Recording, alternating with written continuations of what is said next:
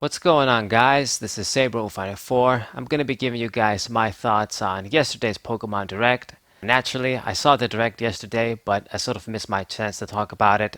I was busy working on a different video you guys are going to see tomorrow. But the Direct sort of opened as one would expect. They started talking about the stuff that most people probably don't care about, like Pokemon Unite, Pokemon Go updates, some other Pokemon mobile stuff. To be honest, I was ready to fall asleep in those early stages of the Direct. I started opening up other tabs and stuff. But then eventually, of course, they gave us the updates on the DP Remakes, Pokemon Brilliant Diamond, Shining Pearl, and then eventually they got into the Arceus game. So here's the thing. With Brilliant Diamond and Shining Pearl, I really get that feeling that they're trying to cater to us classic OG fans. Junichi Masuda is the director. This is very important. Another PokeTuber made a video about this. I think his name is Dauphin something.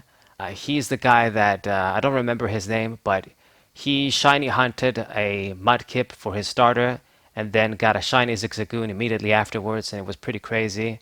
That guy. But basically, he made a really important point in one of his videos about Junichi Masuda being the director.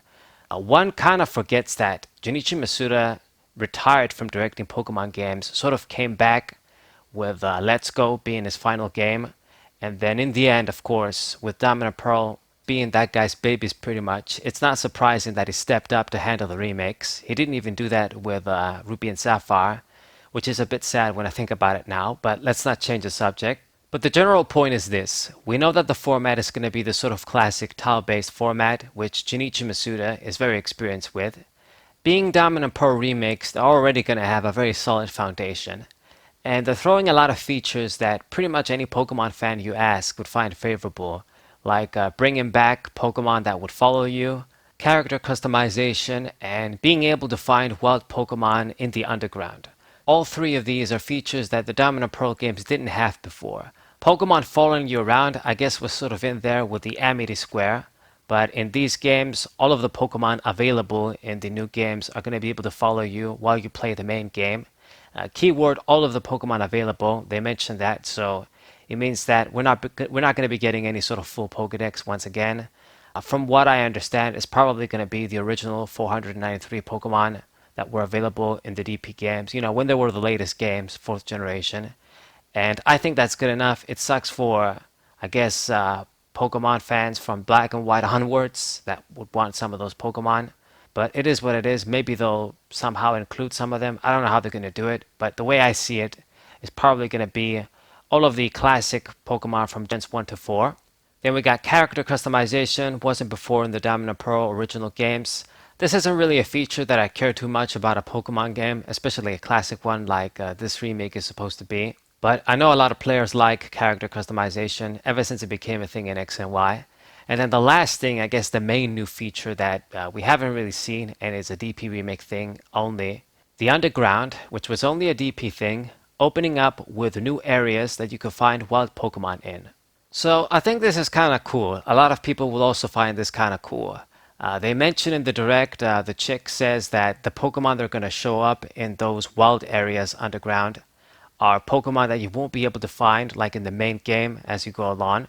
So I'm guessing it's going to be a lot of the Pokemon that would be in the Platinum sort of Pokedex, maybe some other non-Diamond or Pearl Pokemon, like it shows Houndoom and Quagsire.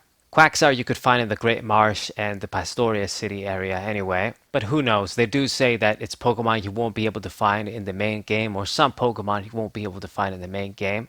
From what I could gather from the video, it's probably going to work like the wild area in Sword and Shield in a way, or I guess Let's Go maybe.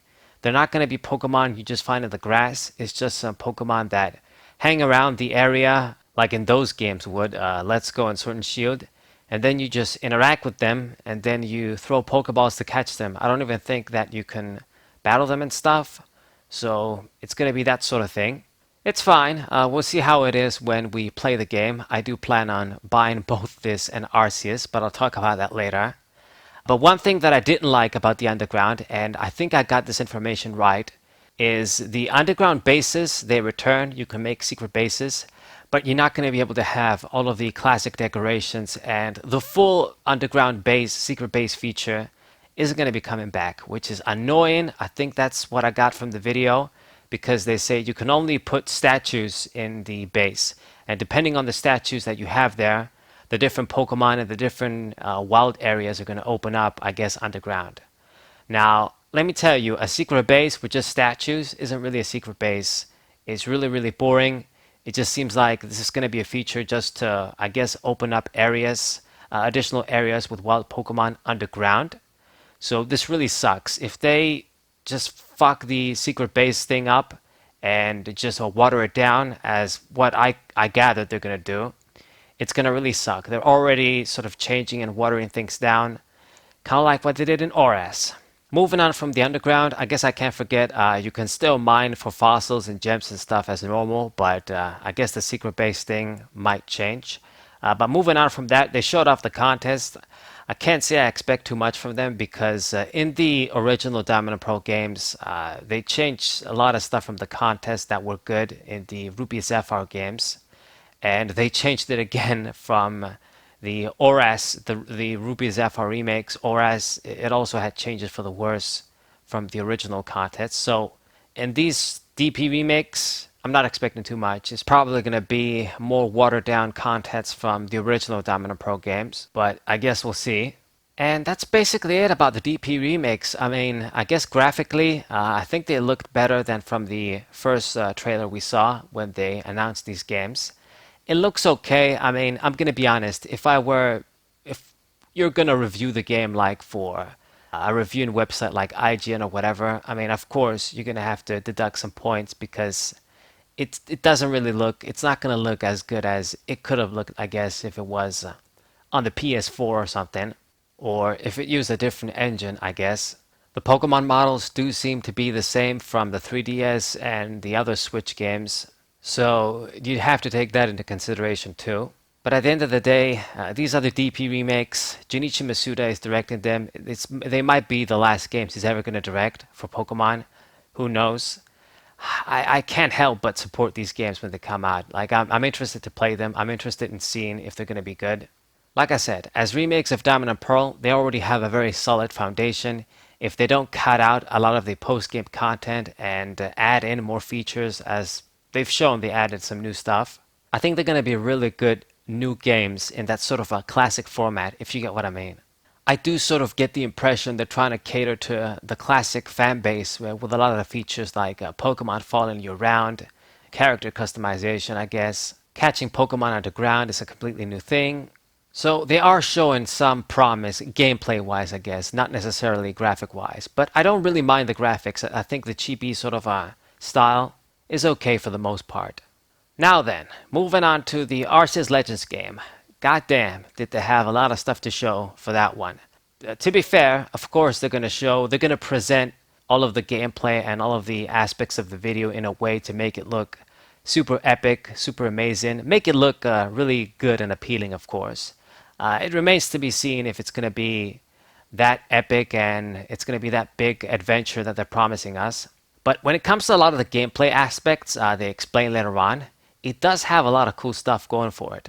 For example, the biggest thing that stands out to me for this new Arceus game is that your character, like the trainer, can actually get hurt and I guess be killed in a way. They didn't say kill, you just faint. But your character can get hurt by Pokemon in combat, like in the wild. And I think this is a really cool thing. In the Digimon anime, you know, the characters, they would fight with their Digimon, but they could be hurt in the process as well. They kind of have to do some stuff to avoid damage and avoid getting hurt. And even in the Pokemon Adventures manga, actually, the characters like Ruby and Sapphire, they get in sort of situations where it's a Pokemon battle, the Pokemon are fighting, but they're in the battle too in a way, and they gotta avoid damage, they gotta protect themselves, or contribute to the battle in some way, and I think it's quite cool. I'm glad they're doing this. Regarding battling, you're still going to be able to fight Pokemon with your Pokemon, like the traditional way we know, with Pokemon choosing attacks and stuff. They did show something with the sort of modes, like the aggressive fast mode and the dynamic mode, I guess, or like the strong mode, where you're not going to be as fast, but you do more damage. I can't say too much with that. We need to play the game and see sort of the mechanics in hand. What I'm curious about is what are they going to do with stuff like IVs and I don't know, like is this stuff going to be even a thing in these in the Arceus Legends game? Who knows? I would say that they should just not include that stuff at all. Pokemon should have like fixed stats or something, like the Mystery Dungeon games. I think that just makes things much simpler. I never played Sword and Shield, but I think I do know that they sort of scrapped that stuff completely or made some pretty big changes. I wouldn't know, but that's something I'd be curious about in these games. Regarding the open world, all the areas they showed and the exploration and stuff, I mean, like I've said, looking through that specific short video, it does appear grand and epic, but we're gonna have to see exactly how big this game is gonna be, all of the different areas, the exploration you can do, and if the level design is gonna be good. You can't just have open areas and stuff and make it look good in a 3-minute video. It has to have a good level design as an open world game. So we'll see.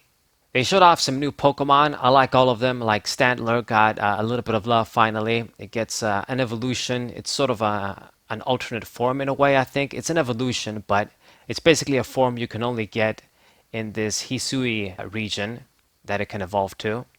A true Christmas sort of snow reindeer to fit the area. Basculin got an evolution, and we saw an alternate form for Growlithe and Braviary too. That's well and good. And I also like that it's going to be sort of a quest based and mission based. Like you're going to have some missions, you got to do certain things. And that's why you go into the wild and you have things to accomplish. You also are going to be able to gain materials and stuff and craft items. It's going to be cool if you can actually craft armor and stuff to decrease the damage you're going to take from Pokemon and stuff, but I don't think they're going to go that far. And pretty much that's it. I mean, the characters in this game we've seen so far, like the new characters of the organization, like the Galaxy organization you're going to be working with, they look like they're ancestors of Professor Rowan and the blue-haired chick.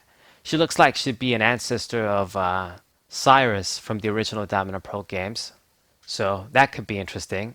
And that's basically it. Now, I'm going to tell you guys why I support these games, why I'm kind of optimistic, and why I will probably buy both of them when they come out.